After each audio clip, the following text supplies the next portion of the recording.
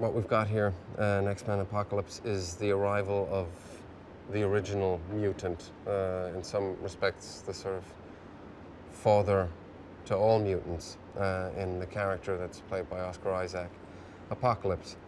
And he's decided to take judgment on the world. He doesn't like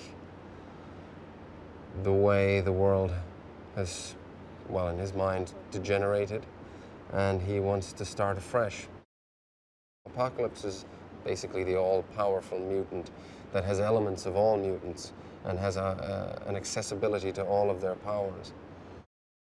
This one is of a huge scale, and again, that's sort of, got to say full credit to Simon and Brian for really, allowing each of the stories enough space and allowing each of the characters to get enough time with the audience and the audience with the characters.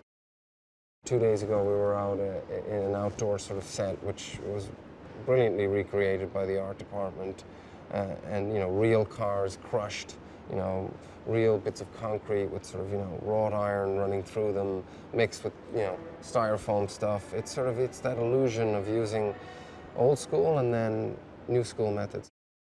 Her character sort of goes from, again, that place of being an angry, young woman, late teens, early 20s, being sort of basically outed,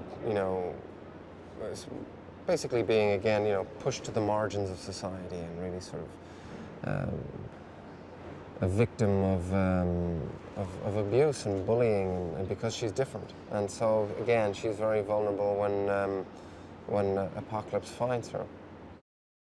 He's just giving it the nuance. He's grounding it in logic, and that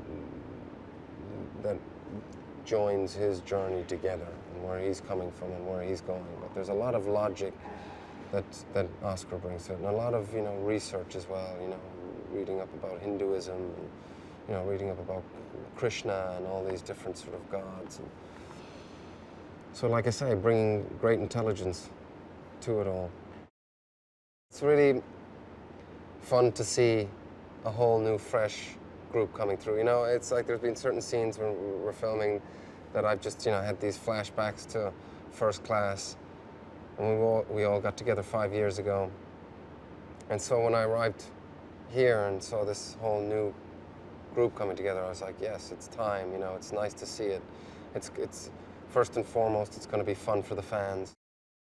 The first thing that James did was he brought a little sort of mischief and sort of a little bit of a rebel to Professor X, which I think, really was very clever, because from looking at it from where Eric is standing, there was something about that he found very endearing, and that he was charmed by this man, and I think that's why the fans are sort of really reacting to the bromance thing. There's a real sort of Butch Cassidy sort of element that he sort of brings to it, James, which I thought was really smart.